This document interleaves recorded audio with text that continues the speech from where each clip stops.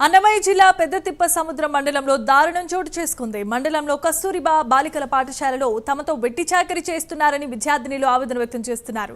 తమతో పాత్రలను కడిగిస్తున్నారని సామాజిక తనిఖీ సిబ్బంది దృష్టికి తీసుకువెళ్లారు. ఈ విషయాలను ఎవరికైనా చెబితే పాఠశాల యాజమాన్యం తమను టార్గెట్ చేసి కొడుతున్నారని కూడా ఆరోపించారు. సమస్యలను ఉన్నతాధికారుల దృష్టికి తీసుకువెళ్లి త్వరలోనే పరిష్కరిస్తామని సామాజిక తనిఖీ సిబ్బంది తెలిపారు. 100 రూపాయలు వసూలు చేశారు.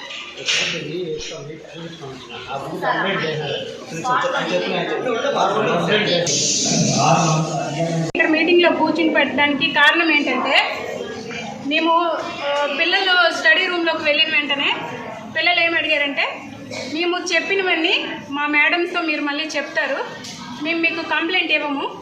మేడం అనుమతి బయటకు వెళ్ళిపోదు. అయితే ఆర్డర్ ఎట్లు ఇచ్చినారు? పిల్లలు ఎవరు ఇచ్చినారు? మీరే అన్నారు మేడం. మీరేమన్నా కేక్ దగ్గర ఆడొచ్చి అబ్బాయి కేక్ పట్టుకుని ఉన్నాడు అన్నాడు. ఎవరు ఇచ్చినారు ఆర్డర్? వాచ్మెన్ ఉండింది సార్. వాచ్మెన్ వచ్చింది నాకు వచ్చి వేరే క్లాస్ పిల్లలు చెప్పారు సార్. అదే మరి ఎవరు పిల్లలే ఆర్డర్ ఇచ్చినారు కదా. చూడండి మేడం ఏమంటుంది, పిల్లలే ఆర్డర్ ఇచ్చినంటే పిల్లలు ఫోన్లు ఎక్కడి నుంచి వచ్చినాయి? అతను వచ్చినాడు సార్ ఇక్కడికి.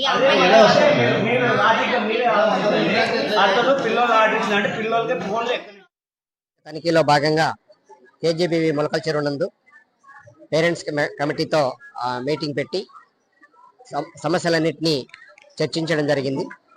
సామాజిక తనిఖీ బృందం ఏ ఏ అంశాలపైన వాళ్ళు తమ రిపోర్ట్లో పొందుపరిచారో ఆ రిపోర్టు మాకు ఇచ్చిన తర్వాత అంశాల వారీగా ప్రతి అంశాన్ని పరిశీలించి దాంట్లో పిల్లలకి ఏ సమస్యలు అయితే ఉన్నాయో వాటిని ఒకసారి క్షుణ్ణంగా పరిశీలించి ఆ సమస్యల్ని రెక్టిఫై చేసి పిల్లలకి చక్కగా చదువుకునేదానికి కావాల్సినటువంటి అన్ని ఏర్పాట్లు చేయడానికి చర్యలు తీసుకుంటామని సభాముఖంగా మీకు తెలియజేసుకుంటున్నాం. నెక్స్ట్ వచ్చి ఇట్లా ముందు సార్ కూడా అన్నంలో పురుగులు వస్తున్నాయని ఏదేదో చాలా కంప్లైంట్ వచ్చినాయి సార్. ఒక నర్స్ మేడం మీద కూడా కంప్లైంట్ వచ్చింది.